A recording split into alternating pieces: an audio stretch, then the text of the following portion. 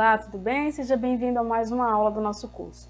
Nesta aula nós vamos iniciar a discussão sobre os gêneros, né? Sobre as formas do texto. Então a gente vai fazer hoje, nesta aula aqui,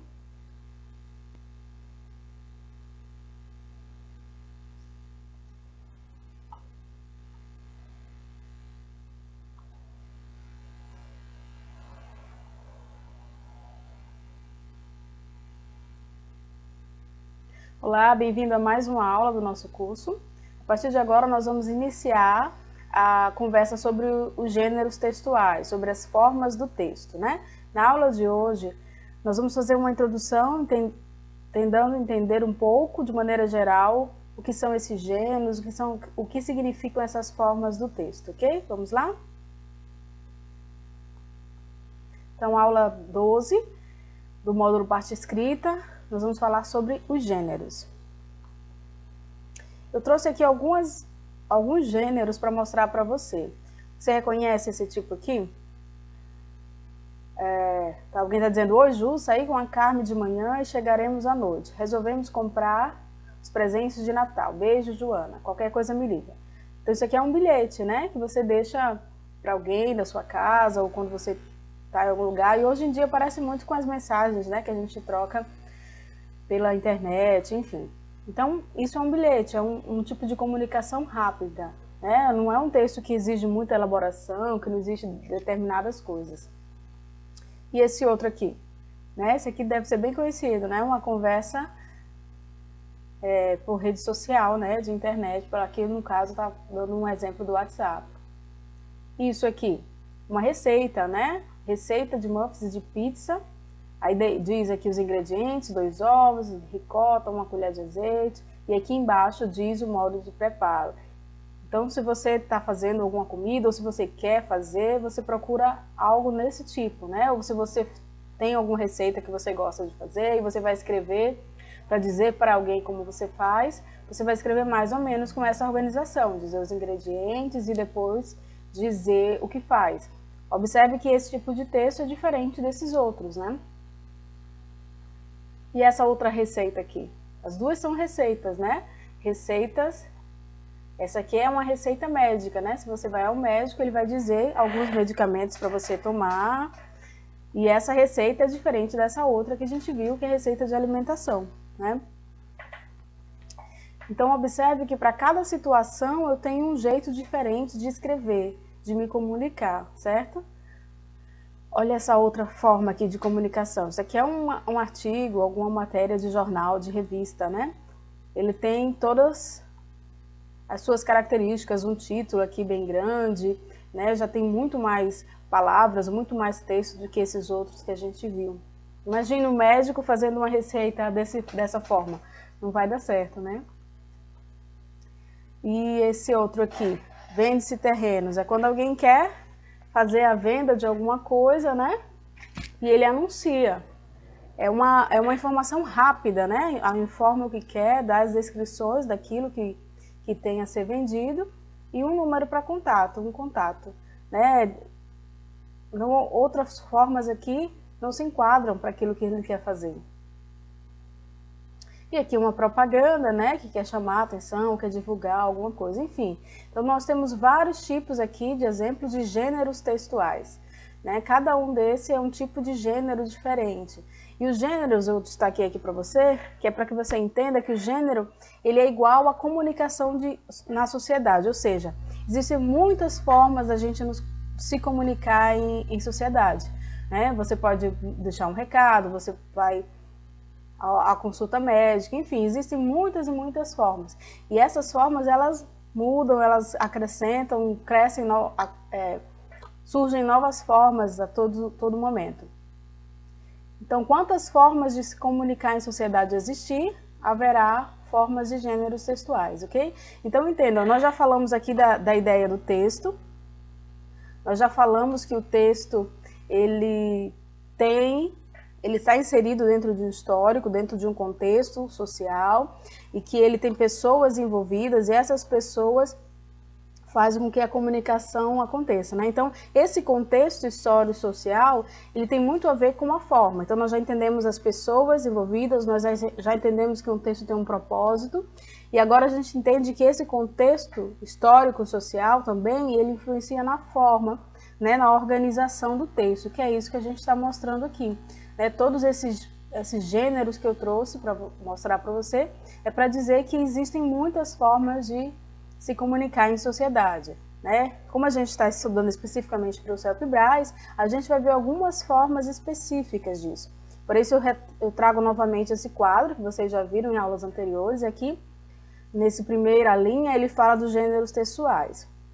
Então, os gêneros textuais, gêneros de textos, né, solicitados no CELPE-BRAS, geralmente são abaixo-assinado, anúncio de emprego, apresentação, artigo, carta, e-mail, artigo de opinião, capítulo de livro, carta do leitor, convite, depoimento, diário de viagem, editorial, guia de orientação, item de catálogo, notícia, panfleto, propaganda, texto para quadro de avisos, crônica, carta aberta, carta de apresentação, roteiro turístico, instruções, relatório, resumo, sessão de guia, entre outros.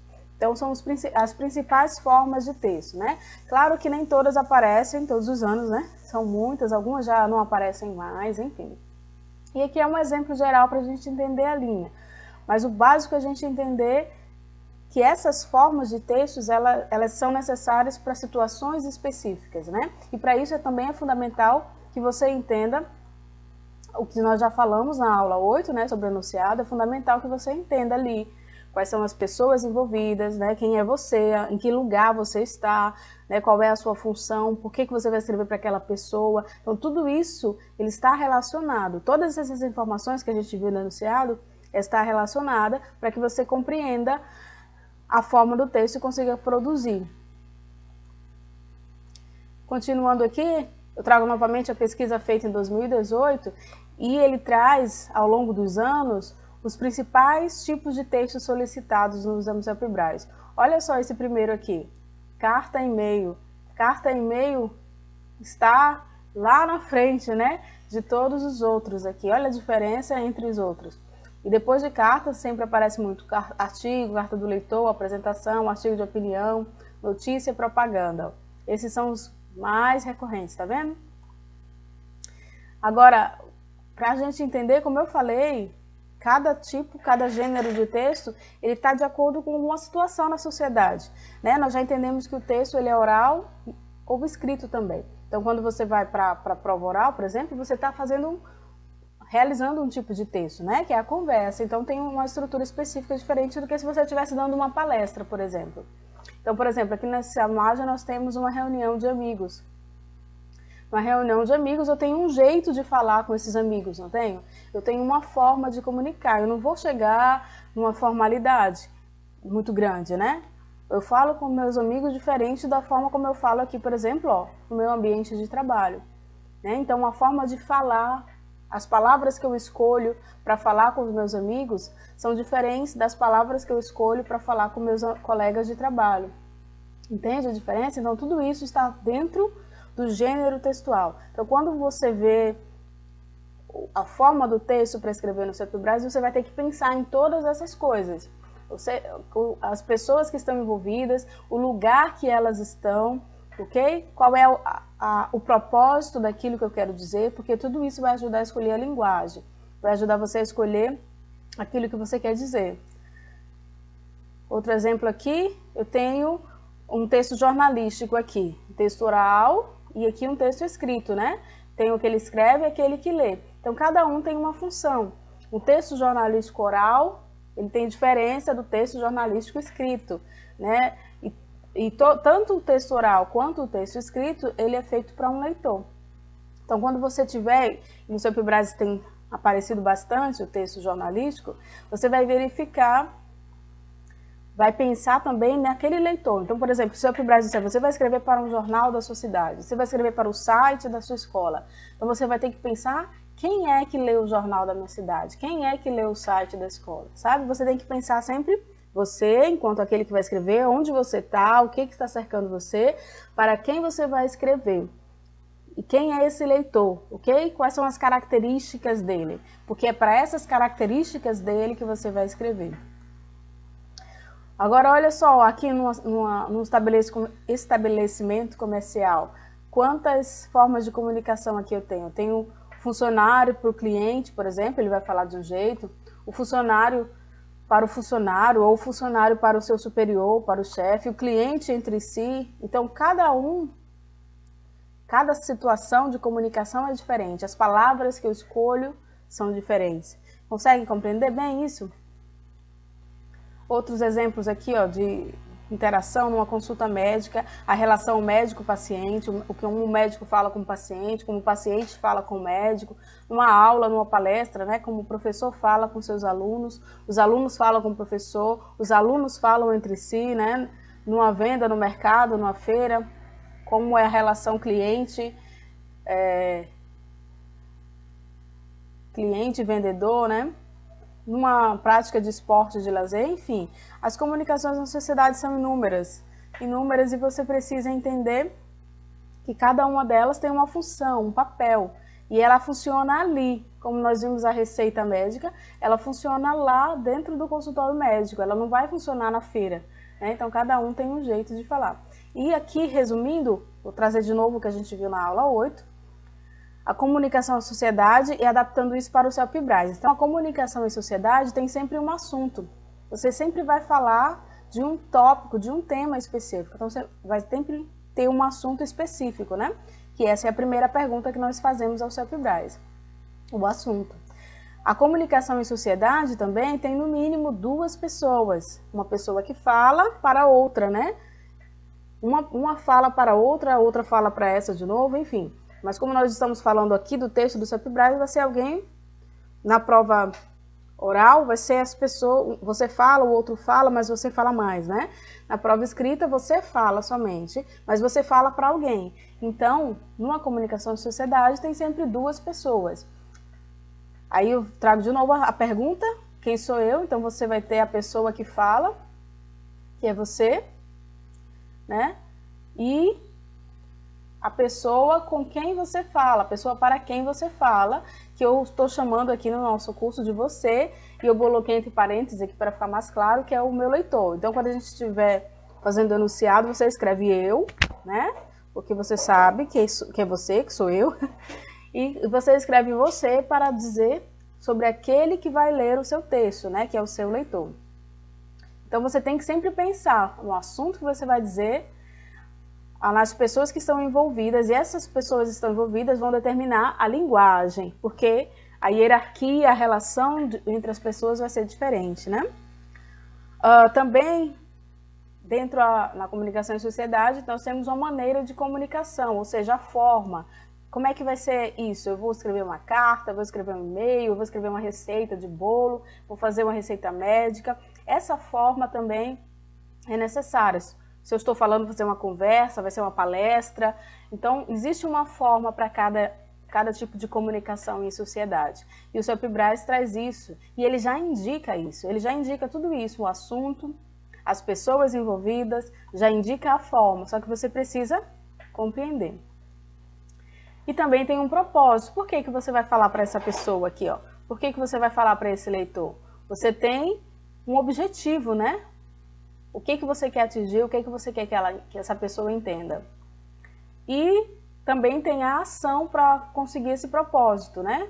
Que a gente pergunta como vou alcançar o objetivo. Objetivo e propósito é a mesma coisa, ok? A ação. Então, eu vou aos poucos. Tudo isso aqui o CELPE-BRAS dá para você.